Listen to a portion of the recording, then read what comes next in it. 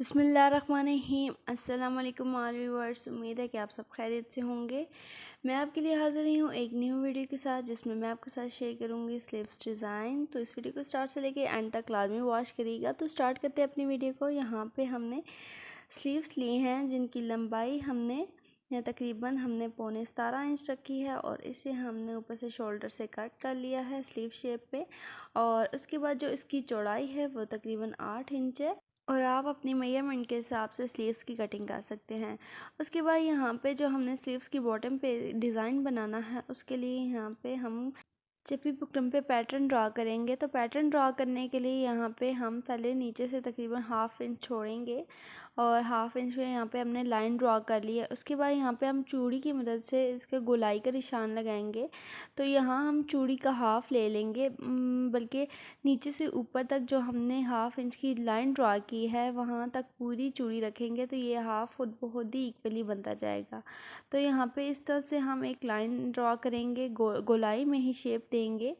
तो इस तरह से शेप देने के बाद बिल्कुल अब इसके साथ साथ ही हमने चूड़ी को रखते जाना है, और इसके गोल इस तरह से पैटर्न ड्रा करते जाना है। उसके बाद जो हमने नीचे तकरीबन 1/2 इंच की लाइन ड्रा की है वो इसीलिए की है ताकि जो हम यहाँ पे गोल बनाएंगे सर्कल्स, वो हमारे इक्वली बन जाए। तो इस तरह से हमने अपने पैटर्न को तैयार कर लिया है।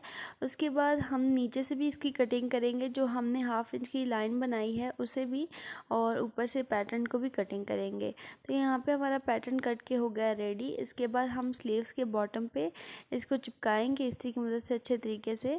तो सबसे पहले हमने यहाँ पे इसके बॉटम को तकरीबन 1.5 इंच के अंदर की तरफ फ़ोल्ड कर लिया है, और फ़ोल्ड करने के बाद इसके ऊपर प्रेस अच्छी तरीके से लगाएंगे, और उसके बाद हम पैटर्न को रख के और इस्त्री की मदद से अच्छे तरीके से चिपका लेंगे। और यहाँ पे पैटर्न चिपकाते वक्त आपने एक बात का ध्यान रखना है कि जो हमने नीचे से इसकी गोलाई की है वो हमने नीचे की तरफ रखनी है, और जो दूसरी साइड है वो हमने ऊपर की तरफ रखनी है।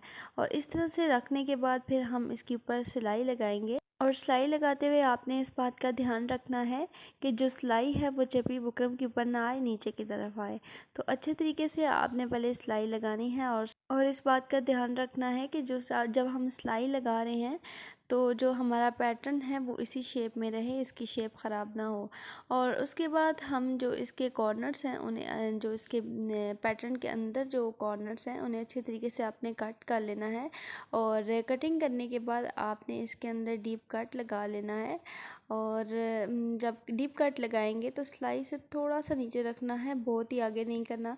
फिर वो इस तरह से होता है कि जब आप उसको कपड़े को सीधा करते हैं पैटर्न को, तो फिर ये सिलाई बीच में से निकल जाती है कपड़े के बीच में से।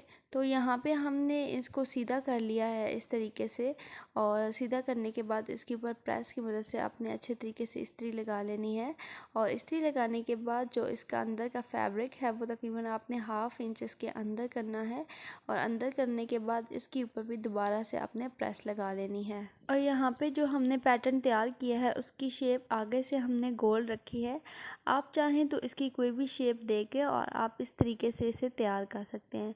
तो यहाँ पे हमने प्रेस की मदद से अच्छे तरीके से इसे बिठा लिया है। उसके बाद यहाँ पे हमने कुछ स्क्वेयर्स कट किए हैं, जो हमने तकरीबन 2 इंच इसकी लंबाई रखी है, और 2 इंच हमने इसकी चौड़ाई रखी है।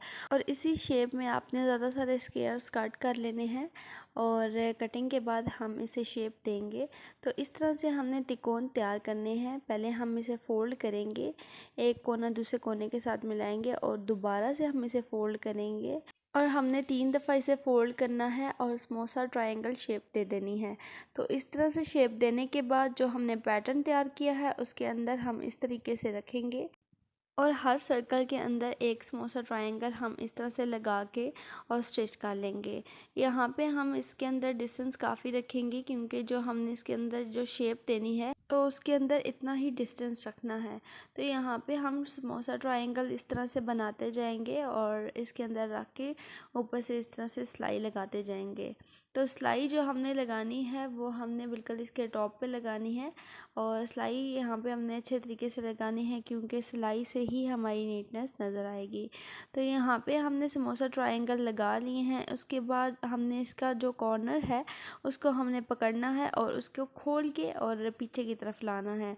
तो इस तरह से हमने इनको खोल लिया है और खोलने के बाद इनके अंदर हम एक पर्ल का यूज़ करेंगे और स्मॉल सा ट्रायंगल्स को खोलने के बाद जो इनकी शेप है वो लीफ शेप में आ गए हैं और इसके ऊपर हम एक पर्ल को अटैच कर ले हैं। पर्ल अटैच करने के बाद आप देख सकते हैं ये डिज़ाइन और भी ज़्यादा यूनिक और खूबसूरत लग रहा है। तो आप इस डिज़ाइन को स्पेशल ईद पे लाजमी ट्राई करिएगा। सो व्यूअर्स, ये थी आज की हमारी वीडियो। मैं उम्मीद करती हूँ मेरी आज की वीडियो आपको अच्छी लगी होगी। चैनल पे न्यू है तो चैनल को लाजमी सब्सक्राइब करिएगा ताकि हर न्यू आने वाली वीडियो का नोटिफिकेशन आपको आसानी मिलता रहे। इस वीडियो को ढेर सारा लाइक करिएगा, शेयर करिएगा और कमेंट्स के ज़रिए अपना फीडबैक देना ना भूलिएगा। तो मिलेंगे नेक्स्ट और किसी अच्छी वीडियो के साथ। तो तब तक के लिए अल्लाह हाफिज़। Thank you for all viewers and enjoying my video. Thank you.